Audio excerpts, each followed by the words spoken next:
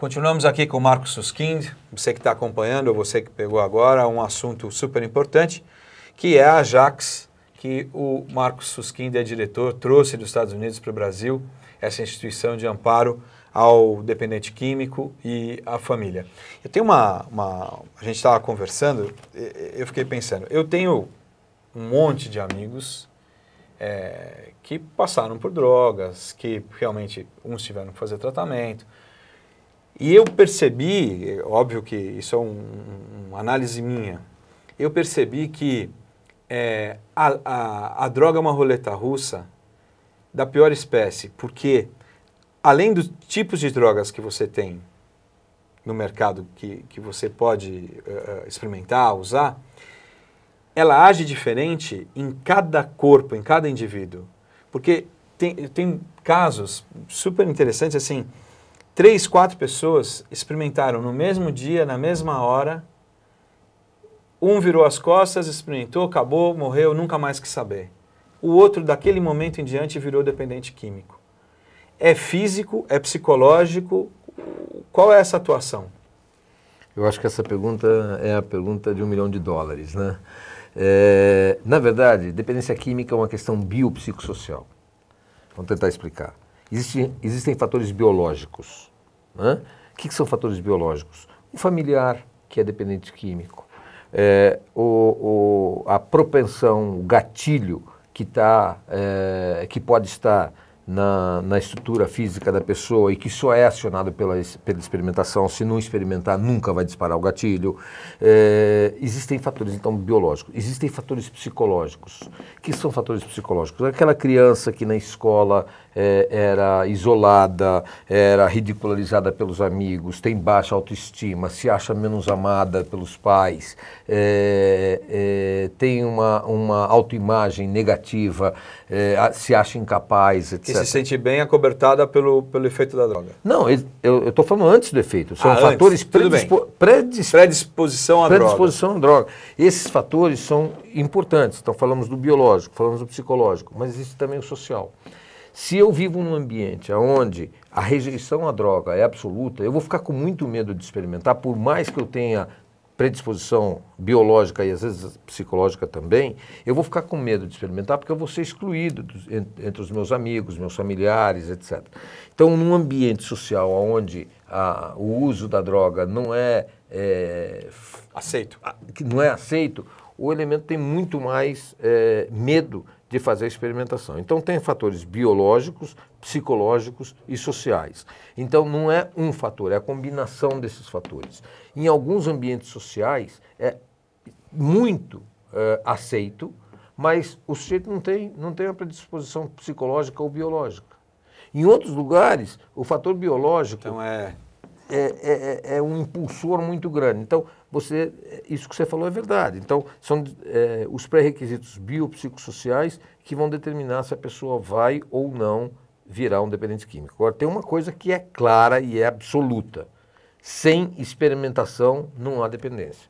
Então se o sujeito não experimente. Se o sujeito não experimentar... Você não sabe se você tem aquela propensão. Não sabe. Aliás, gasta-se uma quantidade incrível de dinheiro em pesquisas, porque nós sabemos que uma vez que é disparada a dependência química, que esse sujeito tinha uma predisposição chamada gatilho.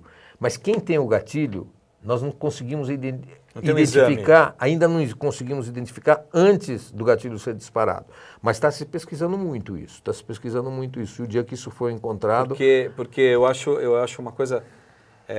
tem vários casos assim que eu vi que pessoas que consumiram 3 meses, 6 meses, acharam engraçado, acabou, não quero mais. Mas da mesma maneira que ele muda de... Não muda nada a vida dele. Mas tem também outra coisa, né? Às vezes o sujeito tem um gatilho para uma determinada droga e não tem para outra. Entendi. Então o sujeito, por exemplo, está experimentando uma maconha que é uma droga depressora. Mas ele não tem gatilho para droga depressora, ele tem um gatilho para uma droga estimulante. Uma cocaína. Uma cocaína, por exemplo. Não significa que se ele não teve esse gatilho com a maconha, droga, que ele não vai ter em outra. Exatamente, porque ele pode não ter experimentado. Não facilite, então. Exatamente, ele pode não ter experimentado a droga que dispara o gatilho para dependência.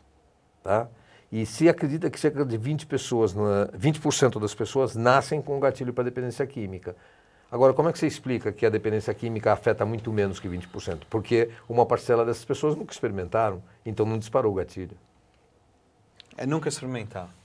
Eu acho que essa é a melhor prevenção é não experimentar. Agora, uma coisa lícita, que é um grande problema. O álcool. Não é só o álcool.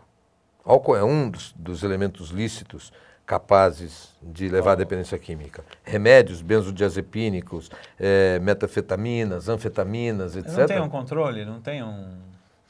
Olha, tem Hoje um cada controle. vez mais está se exigindo receita. Olha, cada vez mais se exige receita, no entanto, na comunidade judaica especificamente, nós somos uma comunidade que temos uma característica interessante. Nós temos menor número de alcoolistas do que outras comunidades, significativamente menor. Já foi, no passado, muito maior essa diferença. A diferença está se estreitando, infelizmente.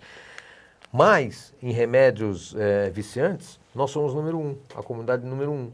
Se você subir a Avenida Angélica, que é uma avenida que está num bairro de uma proporção grande da comunidade judaica, você vai encontrar velhinhos em diversas farmácias pedindo remédio de tarja preta, quase pelo amor de Deus, eu te trago a receita amanhã, eu vou conseguir uma receita. Então, a dependência de remédios de tarja preta, Lexotan, Valium e, enfim, outros desse naipe, é muito grande na comunidade judaica em comparação a outras comunidades. Por quê? Porque, em primeiro lugar, o judeu vai muito a médico, porque nós temos muitos médicos na família. A comunidade judaica tem um número de médicos muito grande. E é muito valorizado também. É muito valorizado. Segundo, quase toda a casa judaica tem um armáriozinho de remédio. Então, na primeira dor de cabeça, nós sabemos qual remédio bom para dor de cabeça. Para otite, nós sabemos um remédio bom para otite. Para dor de dente, nós também sabemos. É uma comunidade hipocondríaca. Não sei se é hipocondríaca, mas é uma comunidade que conhece os efeitos dos remédios, porque nós vamos muito a médicos. Então, também para as dores da alma, acaba viciando. Acaba procurando a saída mais dores da alma, rápida. quer dizer, uma solidão... Solidão, tristeza, angústia, depressão, etc. E esses remédios, como é que é essa dependência? É a mesma coisa que a dependência química, não tem nenhuma diferença. Ele precisa tomar aquilo? Ele precisa tomar aquilo, ele sofre... Mas ele não fica alterado? Por que não? Fica na alterado. síndrome de abstinência, ele fica tremendamente alterado. Puxa. Tremendamente alterado. Eu conheci, nós atendemos no Jax Brasil, um caso muito triste de um médico até de razoável sucesso, dependente de metanfetaminas, que teve que abandonar a medicina. Depois de abandonar a medicina, a família abriu para ele um negócio, eu não vou identificar o negócio para não identificar a pessoa, mas abriu um negócio, ele faliu o negócio, depois ele perdeu a família, e é uma coisa incrível. Esse médico tinha uma filha, na época que nós atendemos a família, essa menina estava com 19 anos, provavelmente a menina mais bonita que eu conheci até hoje, fisicamente acho que nunca encontrei uma moça tão linda, e ela não tinha namorado. E eu falei, mas como você não tem namorado? Você deve ser menina. Ah, não quero namorar. Ela tinha medo de que algum namorado venha na casa e conheça a situação do pai. Então essa menina, olha o efeito tremendo. Não tinha um namorado, porque ela tinha medo que se um dia ela trouxer um namorado em casa, o que vão pensar dela? Então, e tá aí. Não era maconha, não era cocaína, não era heroína, não era oxi. Isso a gente nem sabe, metanfetamina. Né? Agora, a gente aqui, infelizmente, é um assunto vasto, né? Que a gente podia fazer 10 programas de drogas, ainda mais com a sua experiência, seu apoio a essa instituição tão importante que a gente tem que divulgar. Você que está assistindo, a gente vai passar todos os dados. Aliás, está passando enquanto a gente está conversando, né? Os dados da Jax Brasil. Não tenha medo, não tenha vergonha, procure, né? Isso eu acho que é a coisa mais importante. Quanto antes nós formos procurar ajuda, antes nós vamos poder começar a agir, porque nós não sabemos agir. E o Jax Brasil é uma instituição, mas ela não é a única e nem de longe a maior. Ela é uma instituição dentro do ambiente judaico. Mas você tem instituições disponíveis em qualquer lugar do Brasil. Você tem NA, que são os narcóticos anônimos, para o dependente de drogas narcotizantes. Você tem o AA, que é o Alcoólicos Anônimos, está disponível em todo o Brasil. Você tem Alanon e Naranon, que são instituições para os... Quando a palavra Anon aparece, é para os familiares de... Naranon é para familiares de pessoas que têm problemas com narcóticos. Alanon para familiares de pessoas que têm problemas com álcool. O Amor Exigente, uma instituição que está presente também no Brasil inteiro, tem inclusive um grupo na comunidade, que é o Grupo Tikvá, que se reúne toda terça-feira na rua Gabriel dos Santos 143, em São Paulo. Você tem instituições disponíveis no Brasil, todas essas instituições. Você tem o CODA, Codependentes Anônimos, que também está disponível em muitos lugares do Brasil. Para mulheres que têm problemas de relacionamento, tem o MADA, também disponível em muitos lugares do Brasil. Quer dizer, instituições existem. Procurar essas instituições, isso é fundamental que você saiba. Não é um sinal de fraqueza, ao contrário, é um sinal de força. Força, né? Porque sozinho, gente, qualquer um de nós mata uma abelha, mas nenhum de nós vai enfiar a mão num vespeiro. Né? Nós matamos uma vespa, mas enfiar a mão no vespeiro nós não enfiamos. Quando nós nos unimos, nós temos a força do vespeiro. Nós temos como nos defender. Enquanto você está sozinho. Imagine se você pegar um junco, qualquer um quebra um junco. Coloca 30 juncos juntos, você não consegue dobrar. E é isso que eu quero te recomendar. Procure um grupo, procure o quanto antes. Se você não tem o problema, mas você tem filhos com menos de 13 anos, procure o grupo para saber como lidar com esse problema. Porque tenha certeza, em algum momento, dos 11 aos 14 anos, o seu filho e a sua filha será convidado a experimentar. Não quer dizer que ele vai fazê-lo, mas será convidado. E se você não souber do que está se falando, você vai estar numa situação não tão confortável para lidar com o problema. Além dos sinais que vocês mostram para o familiar identificar, é como tem que ter essa comunicação com os filhos, que, como a gente conversou, é muito importante, né?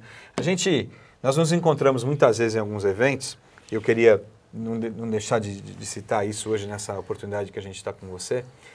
E eu me lembro, foi uma das primeiras vezes que a gente conversou, e na tua entrevista você falou já do teu trabalho com a Jax Brasil, e eu me lembro que eu não tinha parado para pensar, né? Às vezes eu me lembro a ênfase e a tua preocupação com as festas da comunidade Open Bar.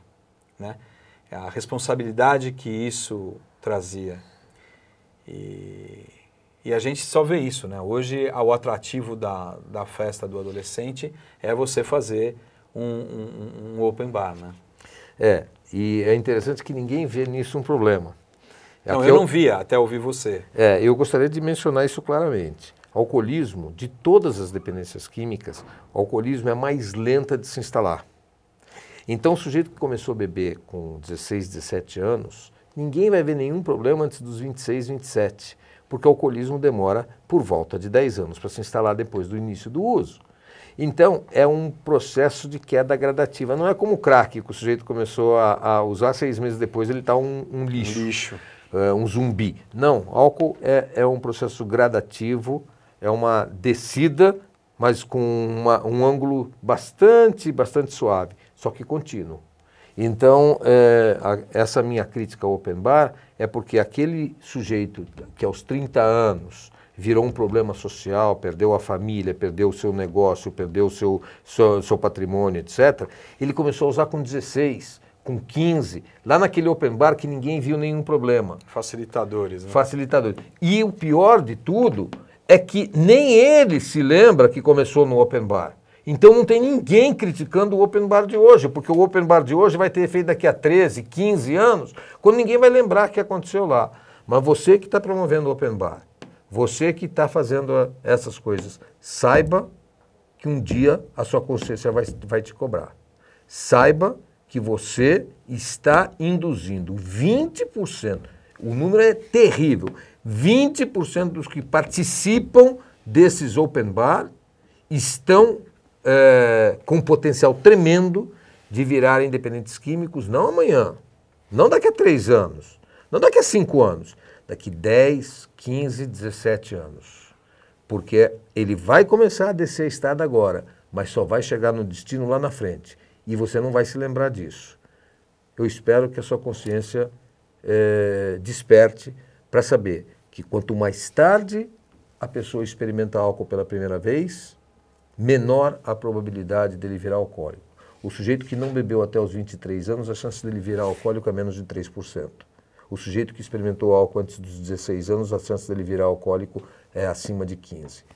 Eu acho que essa mensagem é importante. Eu não queria deixar de de citar. Marcos, mais uma vez, obrigado pela tua presença. Como eu disse, é um assunto muito importante. Vocês estão vendo aí embaixo todo o GC, onde você pode se comunicar, o e-mail, o site. E o principal, não tenha vergonha e haja o quanto antes, e mesmo antes de ter o problema, até para poder estar preparado, para poder... Porque hoje o mundo está oferecendo aí, como o Marcos falou. Então, eu acho que isso aqui foi uma prestação de serviço que a gente pode dar para vocês, telespectador do L'Echaim. A gente agradece mais uma vez e vamos ter toda semana você no Raposas com o nosso humor judaico, que eu fico muito honrado, muito agradecido à presença do grupo e de hoje desse trabalho maravilhoso. Parabéns pelo teu trabalho e vamos trazer você mais vezes, porque eu acho que é um assunto que a gente sempre precisa ficar martelando, porque infelizmente não acaba. Eu agradeço muito a oportunidade de falar sobre esse assunto que para mim é apaixonante e que eu acho que é necessário que cada família gaste algum tempo para conhecer, porque enquanto isso não é um problema na nossa família, isso é apenas um conhecimento, mas quando se instala como problema, é uma tragédia. Eu acho que se a gente se preparar, vamos ter menos famílias com tragédias. Muito obrigado pelo convite. Imagina, obrigado a você. Nosso programa está acabando, tenho certeza que esse assunto vai render aí na sua casa vários debates, várias trocas de ideias. Aproveite a oportunidade, que são pessoas sérias. L'Echaim, e espero vocês na semana que vem.